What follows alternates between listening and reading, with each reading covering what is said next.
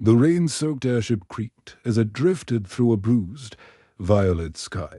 Captain Elias Merrow adjusted the brass levers on the helm, eyes fixed on the horizon where storms boiled like black smoke. He had been at sea and now at sky for nearly 20 years, but this was his first time flying without a crew. The silence felt heavier than the rain dot below deck. The storage hold rattled with every gust. He'd heard faint noises, far soft rustles, and the occasional high-pitched chirp, but chalked them up to loose cargo. When the storm's roar eased for a heartbeat, the sound came again. Definitely not a rope or crate. Something alive.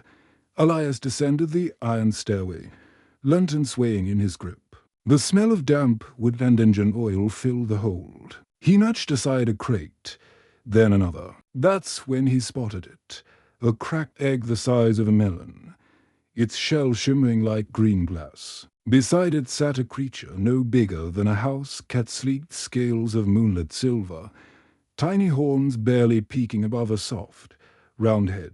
Its eyes glowed a curious amber, reflecting the lantern's flame. A dragon, Elias whispered, almost afraid of the word. The hatchling tilted its head, letting out a squeaky trill. It took a wobbly step toward him, claws clicking on the wooden floor. Instinct told him to back away, but something else, something quiet and inexplicable, rooted him in place. The little dragon nosed his boot, then curled up against it as though it had known him forever. Elias's heart gave a strange twist. "You're far from home, little one," he murmured. That's when another sound joined the hush of the storm, a faint, human cry. Elias swung the lantern toward the far corner. There, bundled in a frayed blanket, lay an infant no more than a few months old. Wide grey eyes blinked at the sudden light. Elias froze. By the skies, the baby gurgled softly, as if greeting him. The dragon lifted its head and chirped again, almost protectively. The two tiny beings' scales and skin nestled close together, as if they'd shared this cramped corner since birth. Questions crashed through Elias's mind. Who left them here? How did they survive the cold? Was the dragon guarding the child, or the other way round? The airship jolted with a violent gust, snapping him back to the present. The lantern's flame wavered. Elias knelt, scooping the baby into his arms. The child's warmth was startling against the chill of the storm. The dragon hopped lightly onto his shoulder, wings no bigger than a sparrow's. "Looks like you two are a package deal," Elias said under his breath. Above, thunder rolled like cannon fire. He had no idea what destiny had just boarded his ship, only that he couldn't turn them away. Not tonight. Maybe not ever.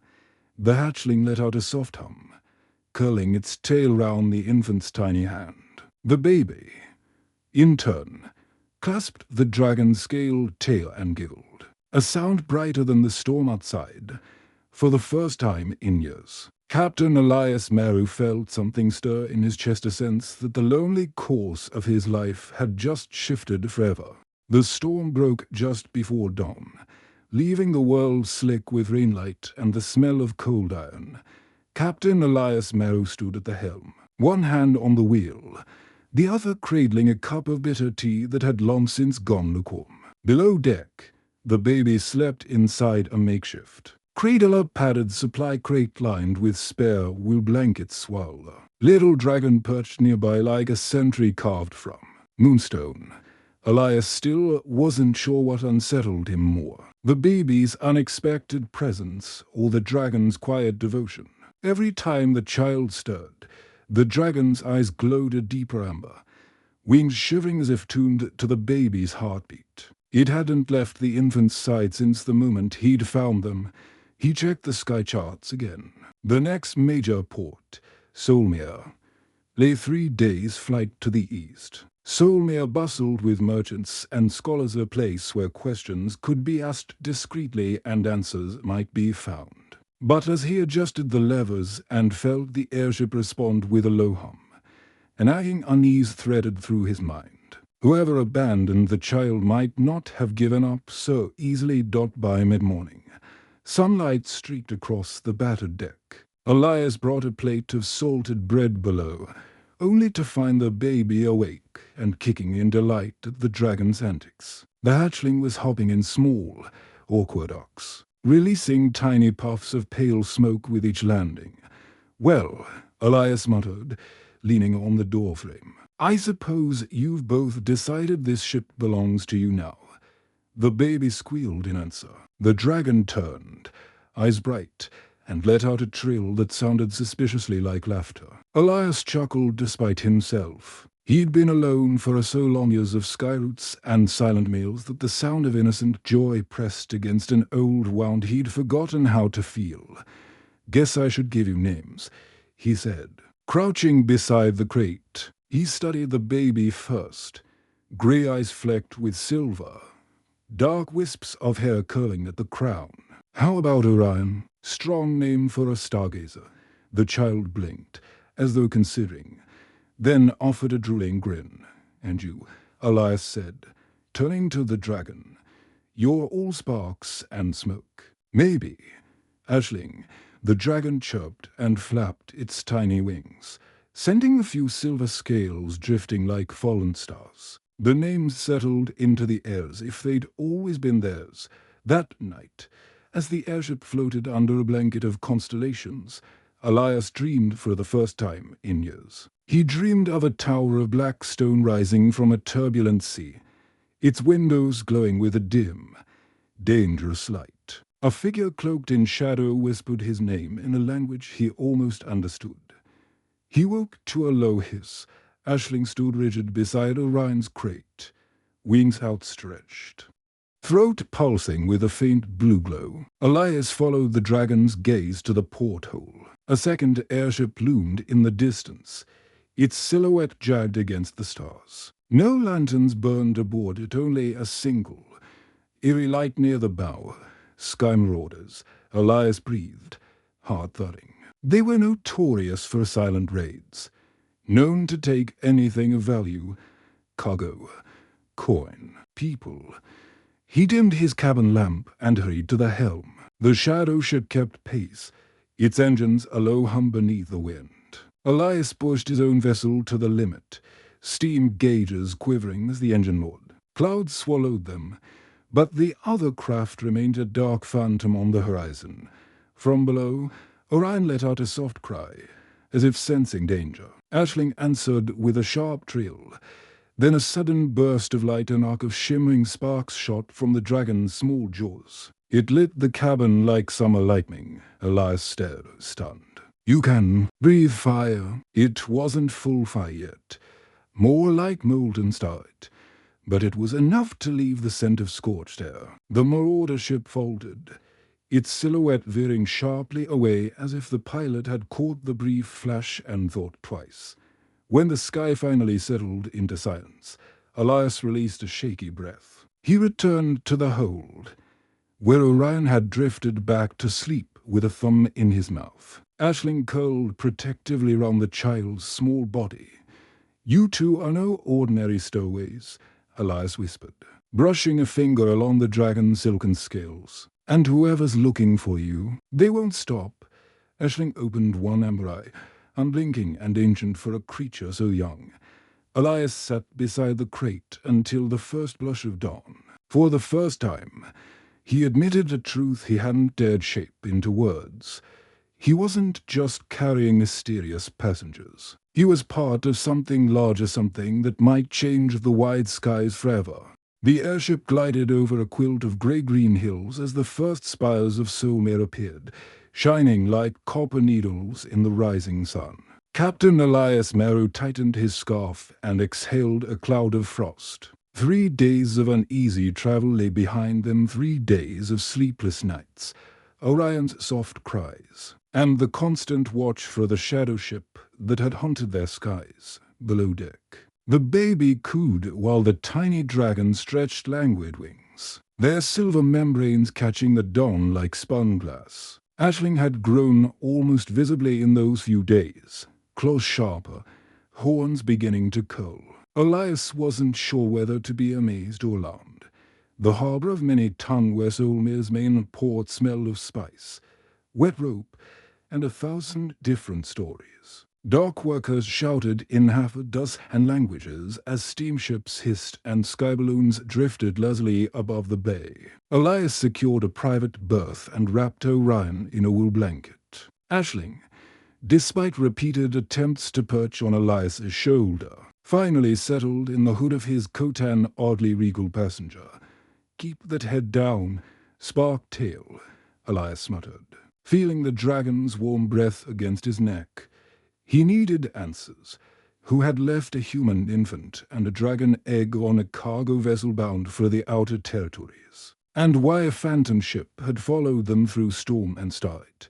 The first stop was Old Market Row, where rumor traveled faster than corn.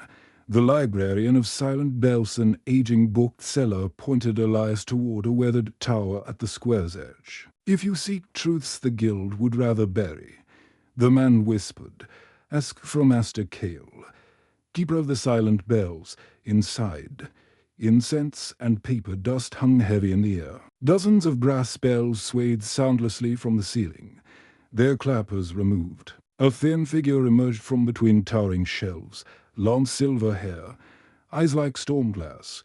"You carry more than passengers," Master Kale said before Elias could speak. His voice seemed to know secrets. "Show me."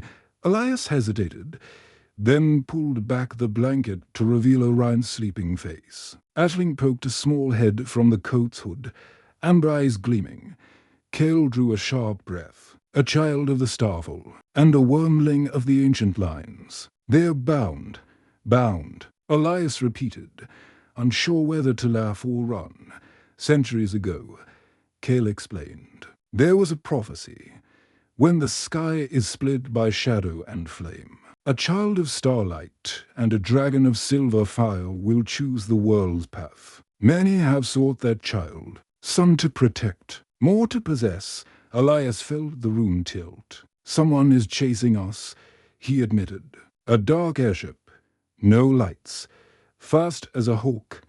Kel's gaze hardened. "The marauders of the Black Wake. They serve those who believe the prophecy promises power. They will not stop." A flicker of power before Elias could respond. Aisling leapt from his shoulder onto the oak table. The dragon's scales pulsed with faint blue light, as if answering an invisible call. Orion stirred and reached out a tiny hand. A spark of silver leapt between baby and dragon, bright enough to cast dancing shadows across the bell-lined room. Kale whispered, "The bond awakens." Elias backed a step. "What does that mean for us?" "It means," Kale said, "you cannot remain here. Their pursuers will track that light. You must seek the Skyforge Monastery in the north. Only the monks there know how to shield such a bond and to teach the child what he is." Elias's throat tightened. He'd spent years avoiding attachment, floating from port to port like a ghost. Now a sleeping infant and a glowing dragon had threaded themselves into the core of his life. And the path forward was suddenly crowded with peril, the choice outside. Bells rang across Sulmere as ships groaned in their berths. Elias stood at the tower's threshold, Orion nestled against his chest. Aisling winding warm round his arm-dot, he could leave them here, vanish back into the wide sky as he'd always done. But as Orion yawned and pressed a small palm against his heart, that familiar emptiness of lonely voyages and half-remembered ports felt like a distant echo. Elias turned to Master Kale. "Tell me the fastest route to the Skyforge." Kale's eyes softened. "May the stars guard you, Captain, and may the bond hold." As dusk bled purple over Sulmere's rooftops, Elias guided the windward Grace back into the darkening sky. Behind them, the city lights faded to scattered embers. Ahead, the northern horizon flickered with distant lightning, and somewhere beyond the clouds the Black Wake surely waited. Yet, for the first time in many years, Elias felt a quiet certainty. He was no longer a man adrift. He was the guardian of a destiny, two fragile lives twined by starlight and flame, and he would see them safely through the endless sky. The windward Grace rode a narrow current northward, its brass fittings humming softly in the chill. Elias had been awake for nearly 20 hours, eyes gritty from scanning the dark horizon. The memory of Solmir's warm lights already felt distant, replaced by the cold certainty that someone or something was gaining on them below deck. Orion slept in a bundle of wool, his tiny chest rising and falling in perfect rhythm with the engine's heartbeat. Aisling lay curled at his feet like a living crescent moon, silver scales shimmering faintly with each exhale. Elias leaned over the wheel and whispered to the empty night, "We're not losing you to the black wake. Not tonight." Whispers in the clouds be midnight, the stars were gone, hidden behind a quilt of storm clouds. A strange pressure built in the air, the kind sailors recognized but rarely named. Elias felt it in his bones below, thrumming warning. Then he heard it, a distant, almost musical hum that wasn't the ship's engine. Not thunder, not wind. He killed the lamps and peered into the darkness. At first there was nothing, just shifting mist. Then, like a ghost surfacing from a black sea, a shadowed vessel emerged, sleek, silent. Its hull absorbed what little light the moon offered. The black wake, Elias muttered. His stomach KNOTTING sparks and Scalash sprinted below, heart pounding. Aisling was already awake, eyes burning amber, wings spread wide. The little dragon let out a sharp trill that made the lantern glass vibrate. Orion stirred, blinking up at Elias with an expression that was far too calm for a baby who might be seconds from capture. "It's all right," Elias said, though his voice shook. "We've got to be quiet." But Aisling wasn't quiet. The dragon leapt onto the deck ahead of him, tail lashing. Tiny sparks flickered along its scales like static stars. Elias caught the scent of ozone and something older like lightning striking ancient stone. The black wake ship closed in, a silent predator. Elias gripped the wheel, thinking furiously. The windward Grace was fast, but their engines were rumored to be faster. Suddenly Orion laughed an innocent, bright sound that cut through the tension like sunlight through cloud. Aisling answered with a piercing chirp. The sparks across the dragon's body flared, brightening until the deck glowed silver blue. The windward Grace lurched. Every gauge on the console jumped, as if the ship had caught a gust no map had ever recorded. Wine screamed through the rigging, but it wasn't ordinary wind. Elias felt a charge in the air. Like standing inside a storm, the rival ship hesitated, its dark hull wobbling in the sudden turbulence. Aisling arched its neck and unleashed a burst of shimmering fire, not red or orange, but white gold, as if starlight itself had been poured into flame. The light ripped across the sky. Dazzling and silent, the black wake vessel veered sharply, disappearing into the storm like a spooked animal. Aftermath's sudden quiet felt louder than the chase. Elias lowered the throttle and slumped against the wheel, heart hammering. "You too," he said, breathless. "Are full of surprises." Aisling fluttered back to the baby's side, curling round him as though nothing had happened. Orion reached out, grasping the dragon's tail and giggling, as if he had understood the whole encounter.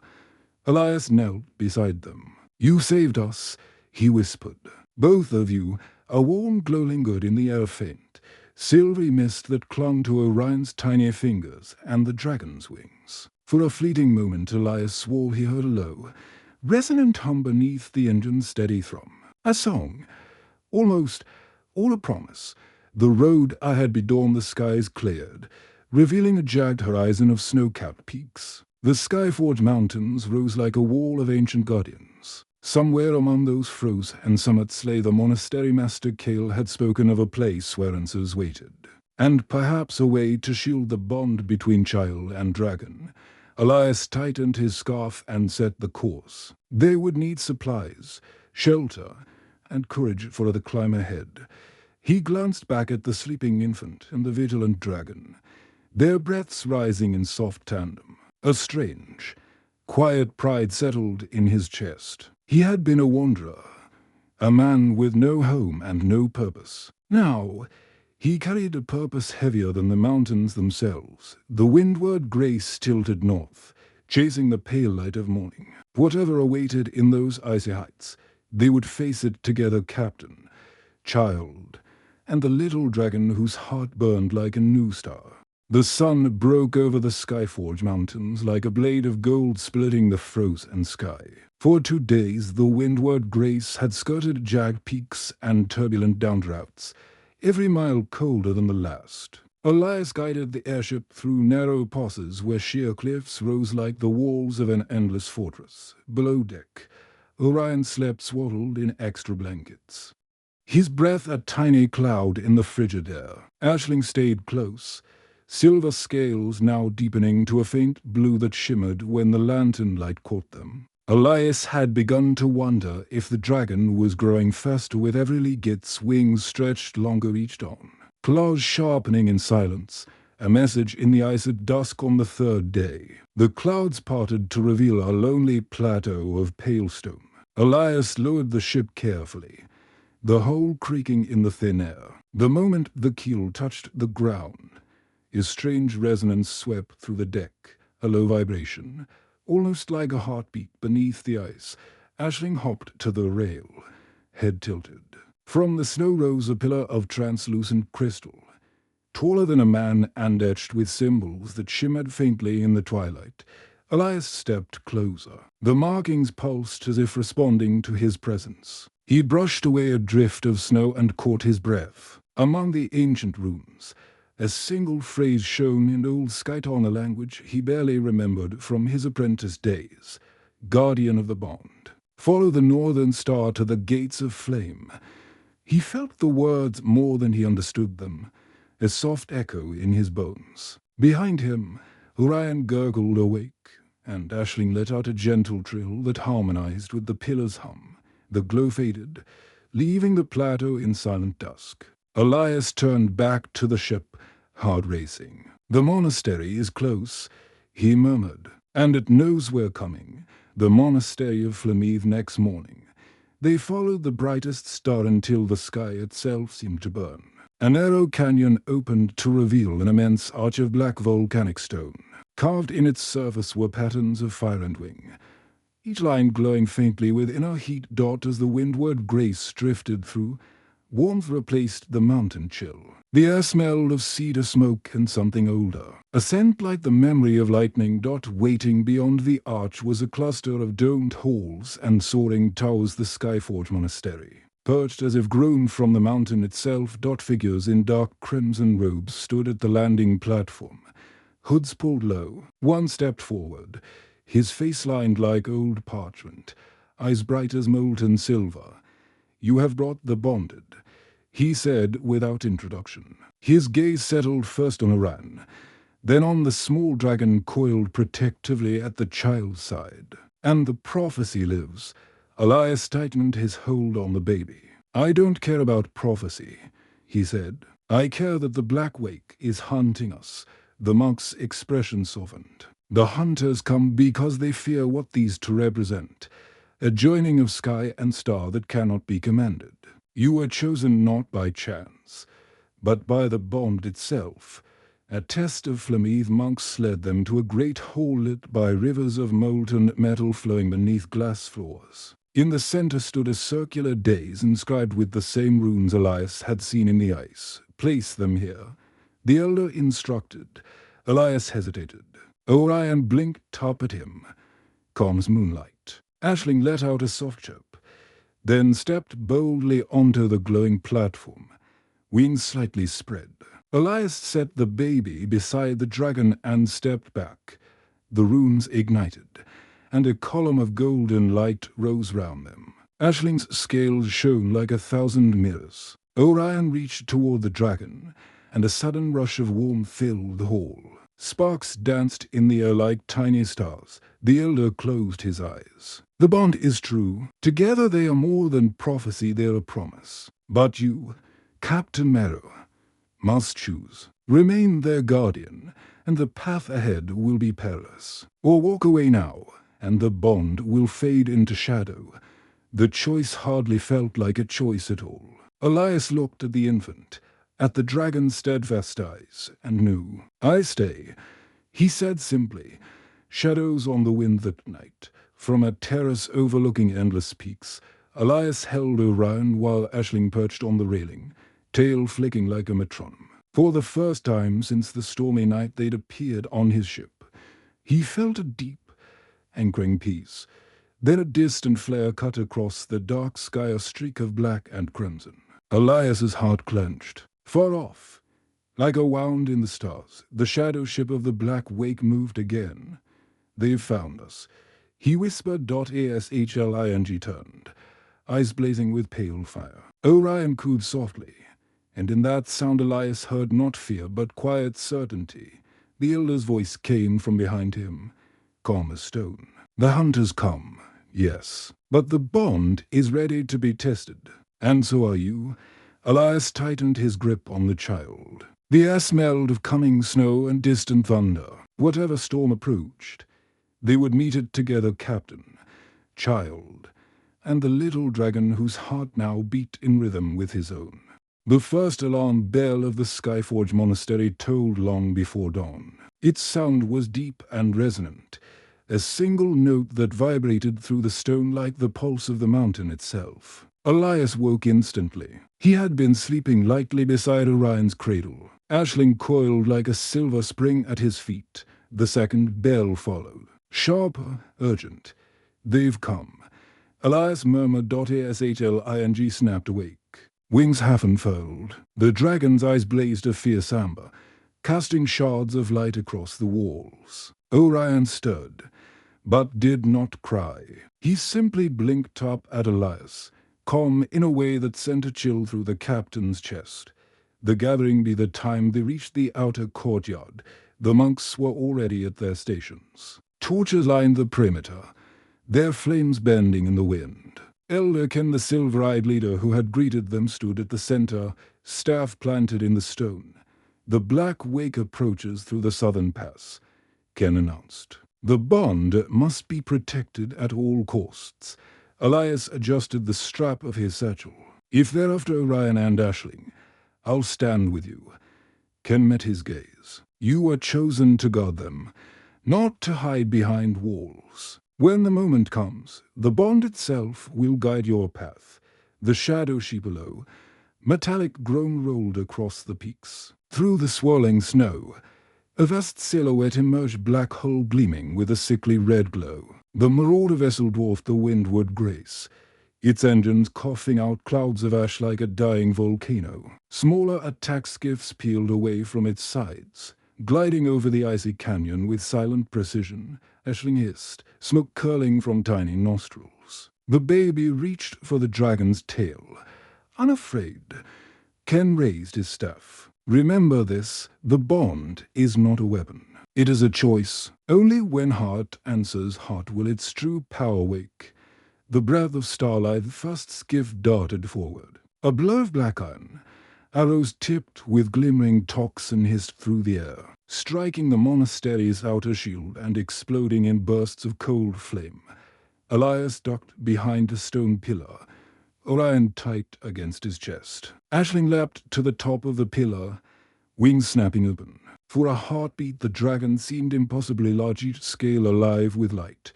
Then it happened. A sudden surge of energy, bright and warm as a newborn sun, spilled from Orion's small hands into Aisling's body. The dragon threw back its head and released a roar that split the sky. Not mere fire, starlight itself blazed from its jaws. A river of pure white gold that struck the lead skiff and scattered it into shards of glowing cinders. The canyon echoed like a vast bell. The remaining skiffs hesitated, their pilots shielding their eyes. The choice of a guardian con's voice carried above the storm. "The bond awakens. Captain Marrow, the decision is yours. Stay and fight until the mountain falls. Or take the child and dragon to the northern ether routes where no shadow ship can follow." Elias's heart pounded. The monks would fight bravely, but the Black Wake would keep coming. This was not a single battle, it was a hunt that would never end. He looked down at Orion, who stared back with those calm grey eyes, and at Aisling, still shimmering with celestial fire. He understood their survival and whatever destiny awaited them depended on movement, not siege. "I'll lead them north," he said, voice steady. "But I won't leave you defenseless." Ken gave a single nod. "Then go now, Guardian. The mountain will buy you the time you need." Flight into the unknown windward grace was ready within minutes, steam valves hissing in the frigid air. Elias strapped Orion securely in a padded cradle and whistled for Aisling, who landed on the rail with wings still glowing faintly. The monastery bells thundered as he released the mooring lines. Behind them, a wall of light rose monks weaving ancient fire across the pass to hold back the marauders. Elias pushed the throttle. The airship surged upward, slicing through the snowstorm toward the higher currents where stars burned cold and bright. He glanced back once. The monastery was a halo of flame in the dark, a beacon and a farewell. Ahead stretched an endless sweep of sky, the northern lights beginning to unfurl in green and violet waves. Aisling perched beside the cradle, tail wrapped round Orion's small hand. The baby cooed softly, as if the roar of battle were only a distant memory. Elias tightened his grip on the wheel. Whatever lay beyond the northern horizon, new worlds, new dangers. Perhaps the true meaning of the prophecy they would face it together. Captain, child, and a little dragon whose heart carried the fire of the stars. The windward grace skimmed the highest currents of the world, where the air thinned to a crystal chill and the stars seemed near enough to touch. Days had passed since they left the burning peaks of the Skyforge monastery behind. Elias often found himself staring back across the endless dark, half expecting to see the black silhouette of the marauder ship rising from the clouds. But the sky remained empty, save for the ribbon dance of auroras that shimmered like living rivers. Inside the warm glow of the cabin, Orion gurgled in delight at the flickering lights outside the porthole. Aisling perched near the baby, tail draped protectively across the cradle's edge. The dragon's scales had deepened to a silvery blue that caught the aurora's colors, turning it into a creature woven from sky itself. Whisper of old story-sown evening, as the northern lights flared bright green. Elias set the ship to autopilot and opened the small journal he had carried for years, a blank book he had never managed to fill. Until now, he began to write about the night he found the egg and the infant, about storms and silent marauders, about the prophecy he still barely believed. Words came easily, as though the story wanted to live beyond his memory. Aisling watched him with curious eyes, occasionally trilling softly, a sound that blended with the quiet hum of the engines. When he finished a page, he looked over at Orion. The child had fallen asleep clutching the dragon's tail, their breathing perfectly synchronized. "You two are writing this with me," Elias said softly. "You're the reason I finally have something worth remembering." The sky mirrored the days into their northern flight. The windward grace emerged above a vast plain of ice so polished it reflected the sky like a perfect mirror. The sun hovered low, casting endless twilight across the world.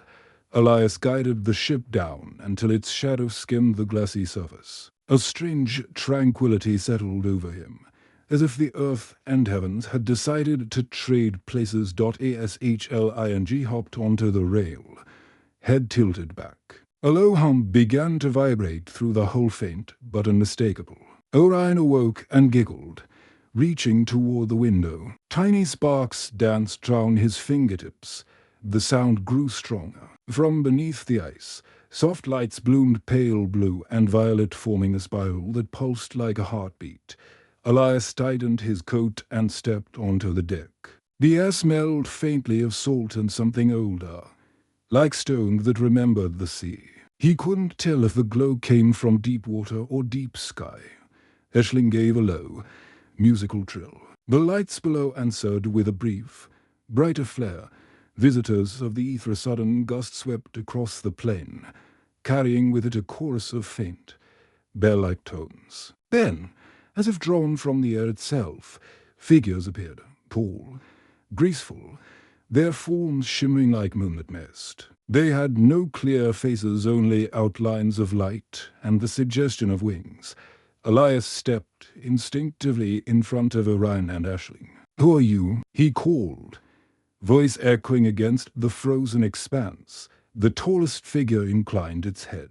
"Guardian of the Bond," a voice said, not spoken, but resonant inside his mind. "You have traveled far. The child and the wormling carry the song of beginnings. We are the Aetherkind, keepers of the first flame." Elias gripped the rail, heart pounding. "Do you mean the prophecy?" "Prophecy is only memory dressed as future," the voice replied. "What matters is choice. The bond you protect will shape more than empires. It will shape the balance between sky and stone, flame and shadow." Aisling spread its wings, a soft glow rising from each scale. Orion reached out a chubby hand, and the nearest figure of light extended a shimmering limb in return. Though it stopped just short of touching, "The hunters will not cease," the voice continued. "But neither will the bond. The path is long. Your courage must be longer." The figures began to fade, their bell tones drifting like distant chimes. Aisling let out a soft chirp that sounded almost like a promise. Then the plane was silent again, save for the steady hum of the ship, a captain's oath back inside the cabin. Elias held Orion close, feeling the child's small heartbeat from against his chest. The encounter with the Aetherkind left him shaken, but also steadier somehow. He looked at the sleeping dragon, at the baby whose grey eyes seemed to hold every color of the aurora. "I don't know what lies ahead," he whispered, "but I'll see you there. Both of you, no matter how far." Aisling opened one eye, as if in agreement. The windward grace lifted once more into the shimmering night, its brass hull reflecting the ghostly lights below. Above them, the aurora flared brighter. A silent banner stretched across the infinite sky. For the first time in years, Elias felt not just purpose, but belonging. Whatever destiny awaited them, prophecy or something greater, they would face it together. Captain, child, and the little dragon whose heart carried the music of the stars. The auroras had followed them for days, a swirling ribbon of green and violet that refused to fade. Elias had begun to wonder if the lights were no longer mere sky fire, but a trail one the Black Wake could follow on the seventh night. That fear proved true. A flicker on the horizon. Elias stood at the helm, Orion asleep in his arms, when a distant speck winked against the stars. Not a star, not a drifting ice crystal, a vessel, dark, silent. He swore under his breath. The shadow ship had found them again. Aisling leapt from the cradle to the rail, scales brightening like heated metal. The little dragon hissed, a ribbon of smoke rising into the cold air. Elias adjusted the throttle. "Not tonight," he murmured. "Not ever." The windward grace surged forward, slicing through a field of glittering frost. But the black silhouette gained speed, engines purring with a predator's patience. The dance of fire and ice clouds rolled in from the east, massive, bruised with storm.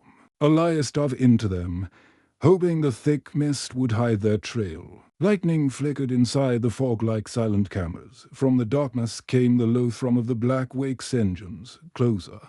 A skiff emerged, a smaller craft streaking toward them, its hull glowing with crimson etchings. Aisling let out a piercing trill, wings flaring. Elias felt a sudden warmth against his chest. Orion's tiny fingers were pulsing with faint silver light. Before he could speak, a surge of energy asked from the child's hand to the dragon scales. Aisling erupted into a blaze of starlit fire so bright it turned the storm clouds to glass. The skiff reeled away, its metal skin hissing under the strange, silent flame. But the main ship didn't falter. It cut through the storm with grim determination. A leviathan of shadow and steel. The voice in the wind as the storm howled. A new sound rose, a deep, resonant vibration that seemed to come from nowhere and everywhere. Elias recognized it instantly. The same bell-toned language of the Aetherkind. "Guardian," the voice whispered inside his mind. The bond is ready, but your heart must guide the flame. He gritted his teeth. What does that mean? Choice, the voice replied, fading like mist. Only choice. Elias looked down at Orion, whose silver-flecked eyes stared back calmly, as if he, too, had heard the call. Harder the bond's shadow ship drew alongside them. Black hull glinting with cruel red. A magnetic grapple shot out, striking the windward grace with a thunderous clang. The ship shuddered, tilting under the sudden pull. Elias foot the controls. Hold on. Aisling vaulted to the prow, body blazing with celestial fire. Orion giggled down eerie.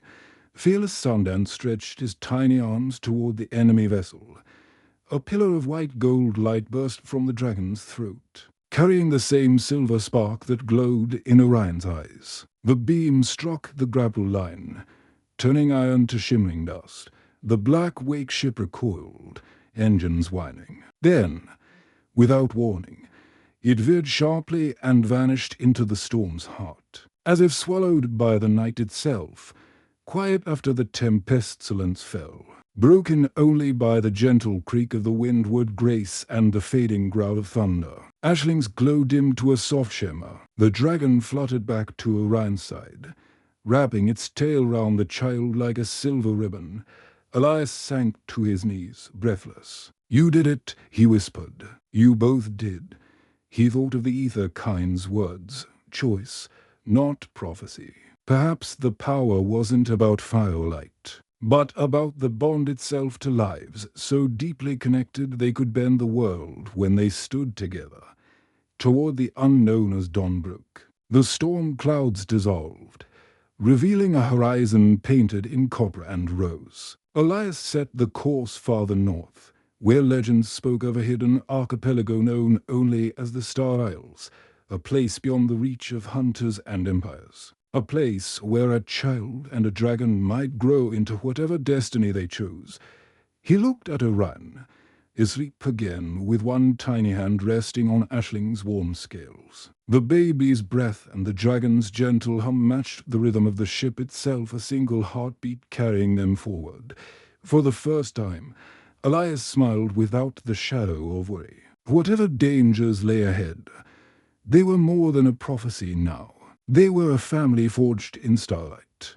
The windward grace sailed for days through skies of pale gold and endless ocean below. Each dawn unfurled a horizon that shimmered like molten glass. Elias no longer counted hours or miles. He measured time by Orion's soft laughter, by Aisling's growing wings, by the quiet rhythm of a family that had formed without any formal vows, the islands that sing late one evening. As the last light bled violet across the clouds, the sea began to glow. Threads of pale blue light shimmered beneath the water, converging into spirals that pointed north, the Star Isles.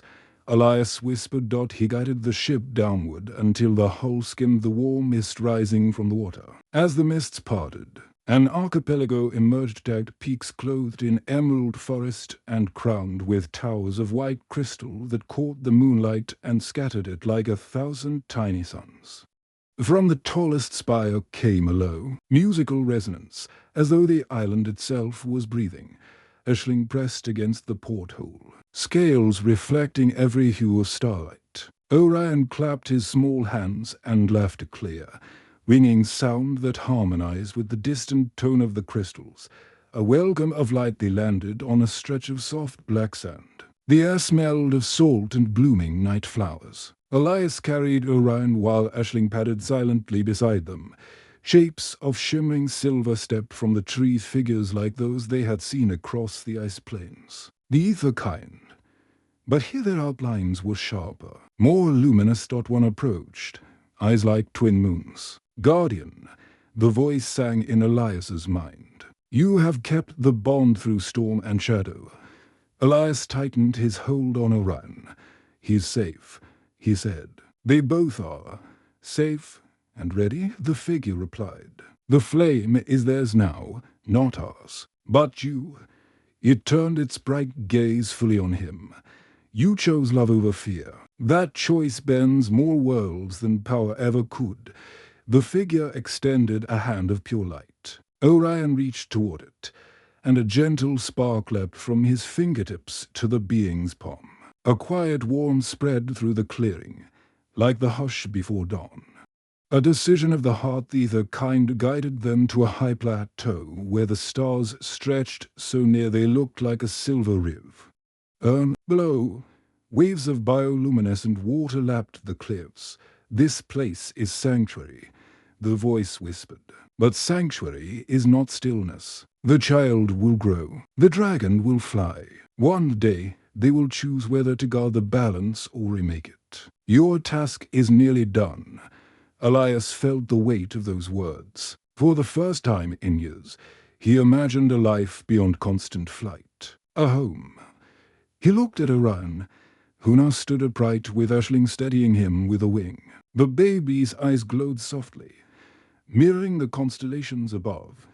"I'm not their keeper anymore," Elias said quietly. "I'm their father." The Aetherkind bowed. "Exactly so. A sky forever open weeks passed in a rhythm of sunrise and starlight. Orion took his first steps on the black sand beach, Aisling gliding overhead with wings that shimmered like molten silver. Elias rebuilt a small home near the crystal towers.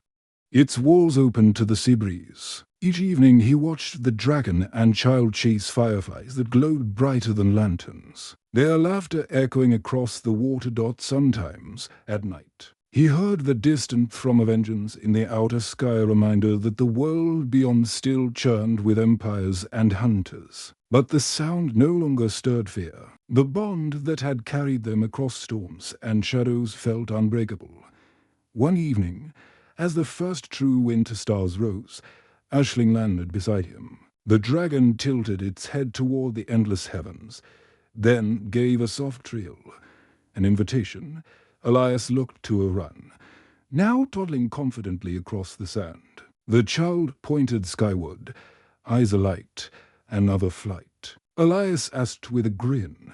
The dragon crouched, wings unfolding like silver sails. Elias lifted Orion onto his shoulder and climbed aboard. With a single, mighty beat, Aisling carried them into the night. The air rushed cold and clean, filled with starlight and the scent of boundless sea. The stars shone below like scattered diamonds. Elias tightened his arm round his son. "Where to next, Captain?"